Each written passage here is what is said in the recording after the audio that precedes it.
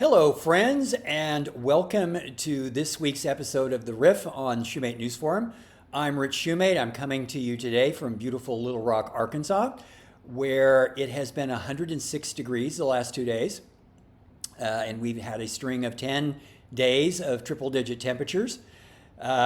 Fortunately, I missed a good chunk of this because I took last week off and was vacationing in Victoria, British Columbia, which I can highly recommend.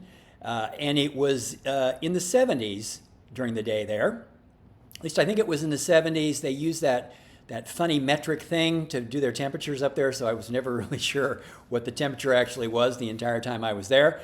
But when I got back and walked out of the airport, I walked out of the airport into the gates of hell.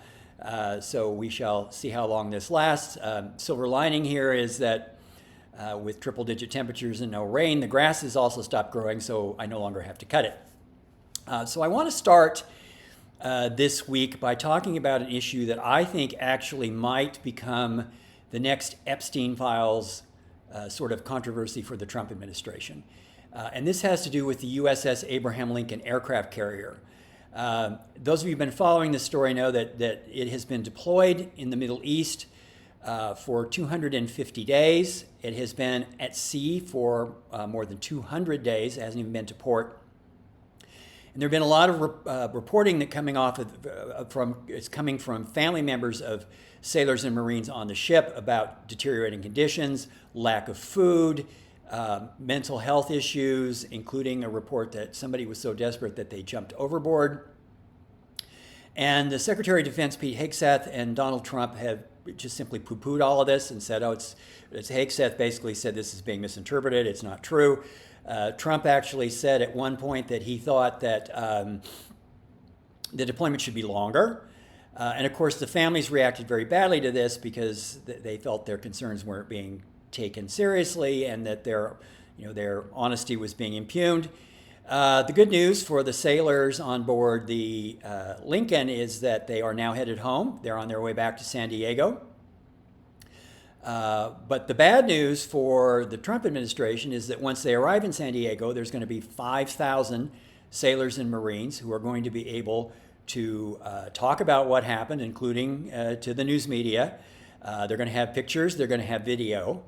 And I think all of this is going to be incredibly unhelpful. Now, perhaps they can contain some of this with chain of command, simply ordering these troops not to talk to the press, but they're certainly going to talk to their families. And I think it's naive to believe that you're not going to contain information about this and that these denials are not going to become incredibly problematic. And again, I think this has impact because these are our heroes, right? And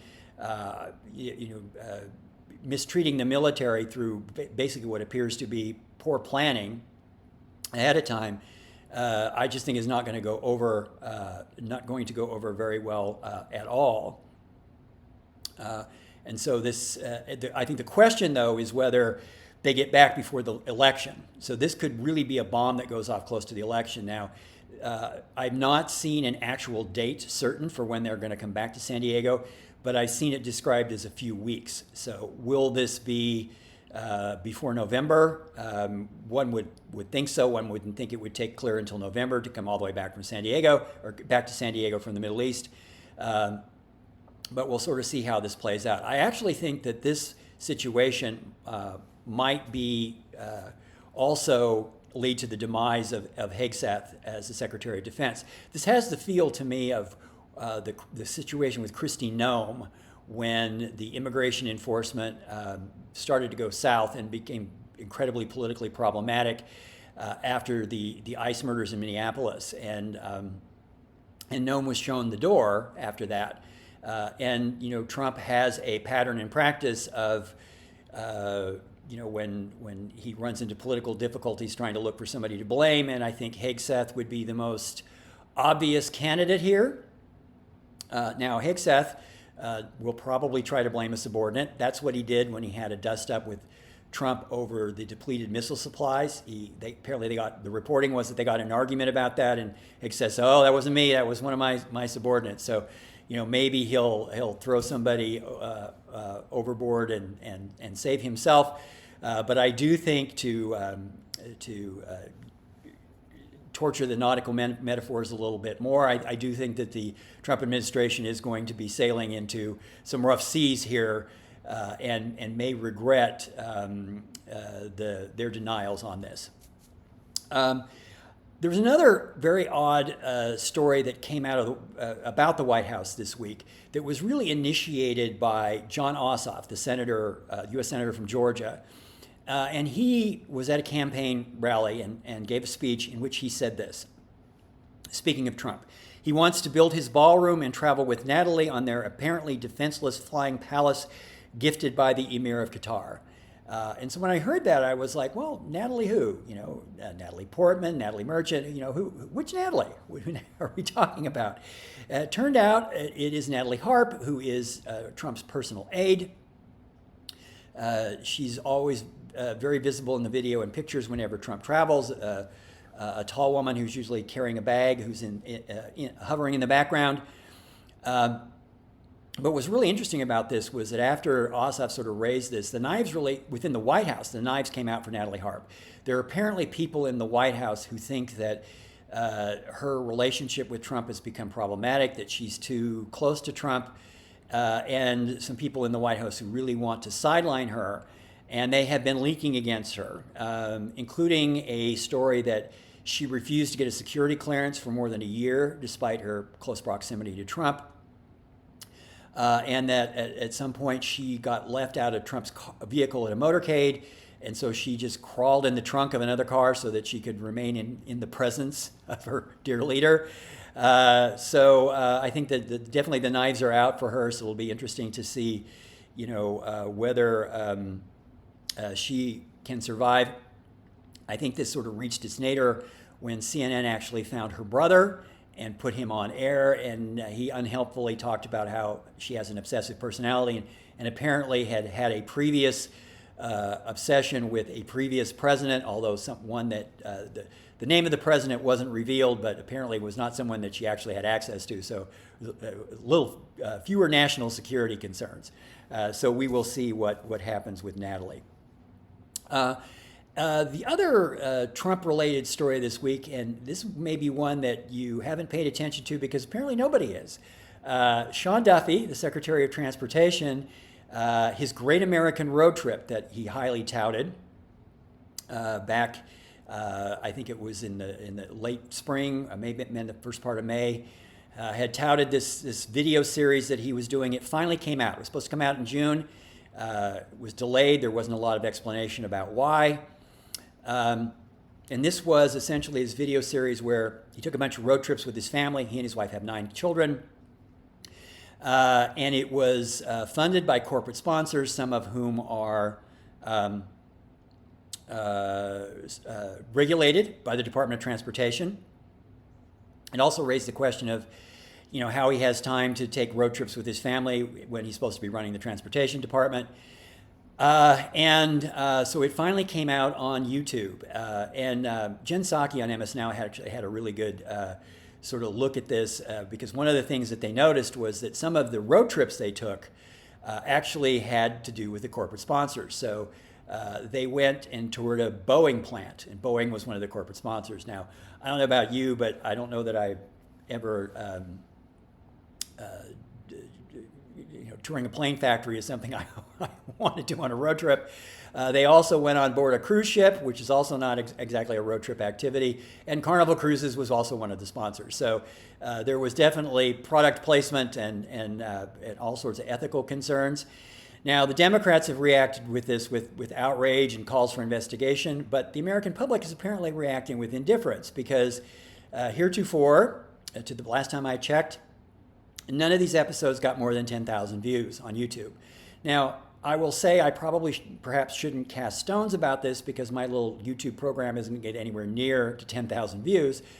But then again, I don't have millions of dollars in corporate sponsorship behind me to make it happen.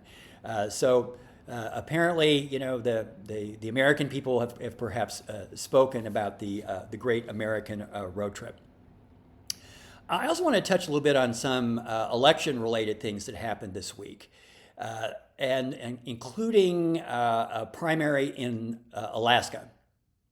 So I mentioned this before. Alaska has an unusual voting system where all the candidates run in a primary regardless of party affiliation, and then the top 4 candidates advance to the general election where they used ranked choice voting. So you rank the candidates 1 to 4, and then when your first choice candidate is eliminated, your votes roll on to your next highest choice, etc. And the Republican incumbent in this race is named Dan Sullivan. We're going to call him Dan Sullivan number 1 because he was challenged in this race by another guy whose name was also Dan Sullivan, who we'll call Dan Sullivan number 2. And Republicans were so concerned about the possible confusion that they threw Dan Sullivan number 2 off the ballot. The courts put him back on. And the bad news for the Republicans is that it does appear that Dan Sullivan number 2 is going to be one of the 4 candidates who clears the primary. So there will be 2 Dan Sullivans on the ballot in November. But there didn't appear to be a lot of mass confusion about this in the primary because he only got 3,000 votes. I think Dan Sullivan's number one's bigger problem is how far behind he was the Democrat in this race, Mary Peltola. She finished at 48%. He was about 42%. And that is a significant enough gap that ranked choice voting, because of the way it works, is probably not going to save him. So they didn't use ranked choice voting in this round of this, but there were about 12,000 people who did not vote for either Dan Sullivan number 1 or Mary Peltola, and he would have had to capture about 70% of those voters in order to catch up to her. And she would only need about 30% of those voters in order to get to a majority. But the way that ranked choice voting normally happens is that when the votes that are redistributed actually tend to be very similar between the top 2 candidates where they finished in the first place vote. So we would expect, for example, that roughly 10% to fall between those 2 candidates in roughly the same way that the first place voting was, which would be Mary Peltola slightly ahead. So it wouldn't be enough for him. There would be no reason to think that he could capture 70% of those votes in order to catch up. And in fact, you have to consider that those are people who had the opportunity to vote for Dan Sullivan number 1 and decided not to. So he is in some trouble in Alaska. And it's kind of hard to think about how he's going to fix this because she actually is very personally popular. She was formerly the congresswoman from Alaska's at-large district. And actually, when she was running for that seat against Sarah Palin actually came out and said how much she loved Mary Peltola. She actually used the word love. I think she's going to be kind of a hard person to go negative against. So it's kind of difficult to see how Dan Sullivan number 1 catches up, but certainly that's a race that Republicans need to worry about. Another race that Republicans are potentially going to need to worry about is the South Carolina Senate race. So when Lindsey Graham died, Lindsey Graham was running for re-election. When he died, his sister Darlene Graham was appointed to his seat, and Donald Trump invaded her, and she agreed to actually run for the seat in the fall. And she's now in the primary runoff for that seat. She had a debate performance this week that we will charitably call bumpy. She said at one point that South Carolina had 50 million people and only has 5 million people. She also was asked a question about Taiwan that she couldn't answer and sort of unhelpfully said that foreign policy was not her thing. It was kind of a disaster in the debate performance, which raising all kinds of questions about whether it's a good idea to put her in the general election, because there is a Democrat in this race. Her name's Annie Andrews, and she is a pediatrician from Charleston, and she ran a close race for Congress a few years ago in the district that covers the Low Country in South Carolina. So, are the Republicans about to create themselves a general election problem in a seat that they would not have ever thought was unsafe? But Trump is doubling down. He's now going to South Carolina to appear in a rally with her. She's in a primary runoff with Ralph Norman, who's a congressman from South Carolina. But Trump is pushing this. All the other candidates who were eliminated have now endorsed her. So it appears very likely that they're going to head into the fall with her as their Senate candidate. Now they have time to fix this, but there does appear to be a lot to fix. And then the other election thing I wanted to touch on, which is more bad news for Republicans, is actually in where I live, in Arkansas. And there was some interesting polling data that came out this week. So there's a news organization here called Talk Business and Politics. It's run by a guy named Roby Brock, who is Arkansas's sort of most prominent political journalist. He has a television show. It's a bipartisan, nonpartisan poll. Nonpartisan would probably be the better way to think about it. And it showed that the U.S. Senate race, this is Tom Cotton's seat, and the governor's race, where Sarah Huckabee Sanders is seeking a second term, are both within the margin of error with their Democratic opponents. Now that's both of those are a surprise. The Senate seat's perhaps somewhat less of a surprise because Cotton's Democratic opponent, Hallie Schaffner, has actually been running a pretty significant campaign, and she's raised more than $1 million in that race. But still, a surprise, somewhat less so. The governor's race, much more of a surprise, because the Democrat in that race, Fred Love, has really not been running a very aggressive campaign so far to date. She has a huge financial advantage, but she's only at 45% in this poll. And there's a libertarian in this race, a guy named Colt Shelby, who's actually been much more aggressive in his criticisms of the governor, who's at 7%, which is pretty high for a libertarian. So that's really going to be interesting. Now, if you told me 6 months ago that we'd see a poll in almost September where these races were too close to call, I would have asked what you were smoking. But it does appear, and I'm still rather skeptical that either of them will actually lose. It's one of those, I will believe it when I see it on election night if it happens. But I think both of them are in much closer races than they had anticipated, and they're perhaps going to have to campaign a little bit more than they did the last time they ran. Sanders, the last time she ran, she went the entire campaign without giving an interview to a reporter. She only appeared in one debate, and basically she went from place to place, giving speeches in front of friendly, controlled audiences. Big question of how that's going to work this time. I'm fully expecting. She hasn't gone negative on Fred Love yet, but I'm anticipating that that's going to happen any day now. There was also polling in that poll from a congressional race in Central Arkansas that showed the Republican Representative French Hill, who's the chair of the House Banking Committee, behind his Democratic rival Chris Jones. This is the most Democratic district in Arkansas, but it's still an R+8 district. It is basically the center of it is Pulaski County, Little Rock, which is Democratic, but it is attached to a bunch of suburban areas that are Republican and some rural areas. But that's another one, I think, where Republicans have to be more concerned than they had thought that they might need to be in that race. And I want to sort of conclude this week by talking about a couple of more humorous stories in the news.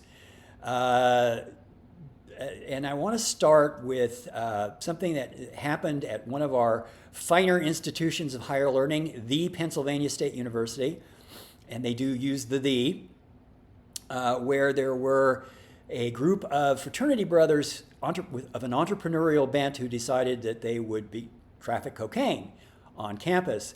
And they were busted this week, or it actually became public this week that they had been busted. And what was really sort of funny about this was the way they got caught. So one of these brothers, who apparently was not majoring in rocket science, decided it would be a good idea to facilitate his drug dealing business with a Venmo account that has his name attached to it. So somebody noticed. The Popo showed up at his house in a raid. He thought it was a prank by his fraternity brothers. He resisted arrest and got tased. And so when they hauled him away, he very quickly ratted out his supplier, who was in a rival fraternity.